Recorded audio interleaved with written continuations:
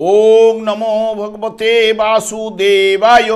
আমার প্রিয় দর্শক বন্ধুকে আমার আন্তরিক অভিনন্দন, শুভেচ্ছা ও ভালোবাসা জানাই। আমি আশা করি অনাদির আদি গোবিন্দের অশেষ করুণায় আপনারা সকলেই কুশল আছেন। আজ যে বিষয়টি নিয়ে আপনাদের কাছে উপস্থিত হয়েছি, দেবগুরু বৃহস্পতি কয়েকদিনের জন্য রাশি পরিবর্তন করতে চলেছে, অর্থাৎ মিথুন রাশি থেকে কর্কট রাশিতে 18ই অক্টোবর প্রবেশ করবে এবং 6-12-2025 পর্যন্ত কর্কট রাশিতে অবস্থান করবে এবং কর্কট রাশিতে 12ই নভেম্বর 2025-এ বক্রতা আরম্ভ করবে। 6-12-2025 পর্যন্ত বক্রতার মাধ্যমে অবস্থান করবে।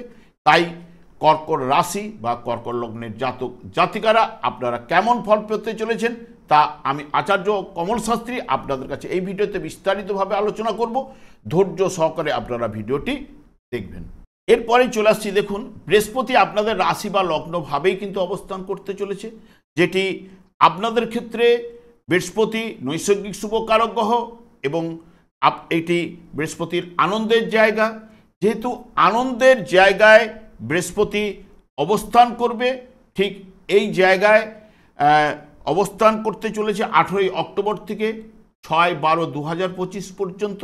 তারপরে আবার দ্বাদশভাবে মিথুন রাশিতে কিন্তু প্রবেশ করবে এবং এই জায়গায় ঠিক 18ই অক্টোবর থেকে বিশেষ করে 11ই নভেম্বর 2025 পর্যন্ত শুভ ফলগুলো আপনাদের কাছে এনে দেবে। তারপরেই কিন্তু 12ই নভেম্বর থেকে বক্রতার মাধ্যমে অবস্থান করবে। ঠিক রাশি বা লগ্নভাবে আপনাদের অবস্থান করলো। ষষ্ঠ ভাবের অধিপতি গ্রহ বৃহস্পতি, নবম ভাবের ভাগ্যভাবের অধিপতি গ্রহ বৃহস্পতি এবং নিজের নক্ষত্রে থাকার জন্য সেই রাশি ষষ্ঠ এবং নবম ভাবের নির্দেশক।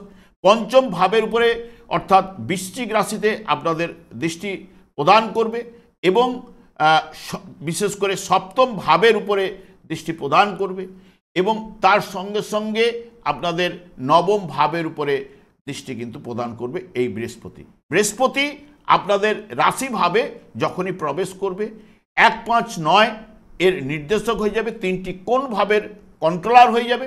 যে কন্ট্রোলার হয়ে যাওয়ার জন্য বৃহস্পতি আপনাদের রাশিভাবে সাধারণত শুভ যোগ এবং সাধারণ সৌভাগ্য সূচক এবং জাতক বিপদেও পড়লেও দেখবেন উদ্ধার কিন্তু এই জায়গায় করাবেই সেই বৃহস্পতি। তবে অর্থের অভাব ঘটলেও তা নিবারণ লাভ কিন্তু আপনারা এই জায়গায় বৃহস্পতি করিয়ে থাকে এবং জীবনী শক্তি কিন্তু বাড়ায়, এটা কিন্তু মাথায় রাখবেন। এবং সবথেকে বিশেষ করে 3টি কোন ভাবকে পাওয়ার জন্য বৃহস্পতি, যার জন্মকালীন শুভ বলবান থাকলে অনেক পজিটিভ রেজাল্ট বা শুভ ফলগুলো উঠে আসার সম্ভাবনা তার ক্ষেত্রে 11ই নভেম্বর পর্যন্ত দেবে, এটা কিন্তু মাথায় রাখবেন। বৃহস্পতি মঙ্গলের দ্বারা যদি পীড়িত হলে তাহলে কিন্তু একদম সঞ্চয় দেবে না, ব্যয়ভাব কিন্তু প্রবল কিন্তু নিয়ে আসবেই। কারণ বৃহস্পতি এই জায়গায় যখন দৃষ্টি প্রদান করছে, মঙ্গলও 28শে অক্টোবর এই পঞ্চম ভাবে প্রবেশ করবে। মঙ্গলও যার জন্মকালীন যদি শুভ না থাকলে, তার ক্ষেত্রে পীড়িত থাকলে, তাহলে মঙ্গলের দ্বারা বৃহস্পতি যে কোনো কারণে যদি পীড়িত হয় তাহলে সঞ্চয়ের জায়গা কিন্তু দেবে না, তাদের ব্যয়ভাব প্রবল করবে। এবং বৃহস্পতির দৃষ্টি শনিদেবের উপরে প্রদান করবে। এইবার শনিদেবও যদি পীড়িত থাকলে জন্মকালীন, তাহলে বৃহস্পতির ভাগ্য যে ফলটি পাওয়ার কথা সেটা অনেকটাই কিন্তু হ্রাস বৃদ্ধি ঘটার সম্ভাবনা দেবে।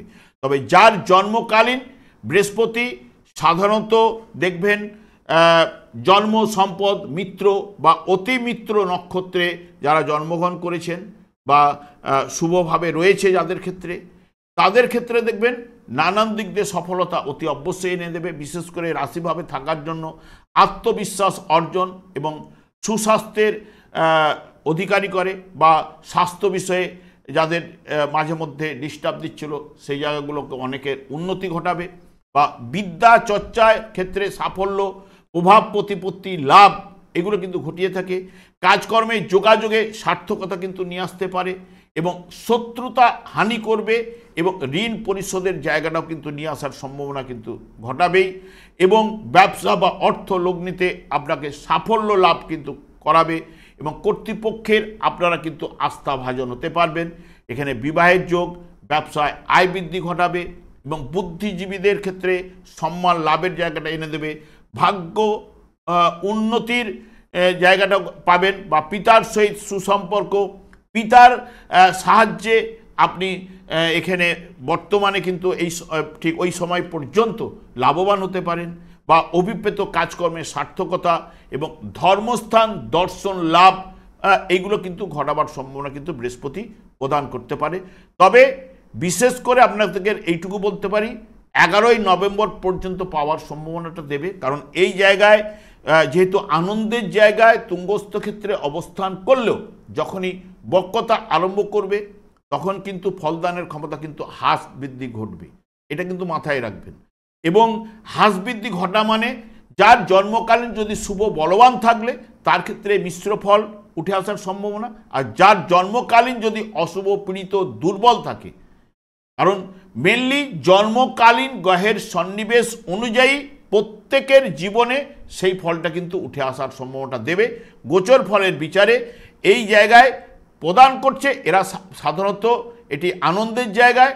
হ্যাঁ, আপনি যখন বাড়িতে থাকবেন সেখানে একটা আনন্দ পাবেন, একটা ভাড়া বাড়িতে থাকলে বা কয়েকদিনের জন্য যদি কোথাও বেড়াতে যান সেখানে কিন্তু সেই আনন্দটা কিন্তু থাকে না, সেটা মাথায় রাখবেন। এটা যেহেতু আনন্দের জায়গায়, এখানে শুভ ফল কিন্তু প্রদান করবে। যখনই বক্রতা আরম্ভ করবে তখনই কিন্তু তার ফলদানের জায়গাগুলো শুভ ফলের পরিবর্তে হ্রাস বৃদ্ধি ঘটবে। যার জন্মকালীন যদি অশুভ দুর্বল পীড়িত থাকলে তার ক্ষেত্রে কিন্তু এই 12ই নভেম্বর থেকে তার ফলটা কিন্তু অনেকটাই অশুভ প্রভাব কিন্তু বৃদ্ধিপ্রাপ্ত হবে, এইটুকু আপনাদের কাছে বলতে পারি।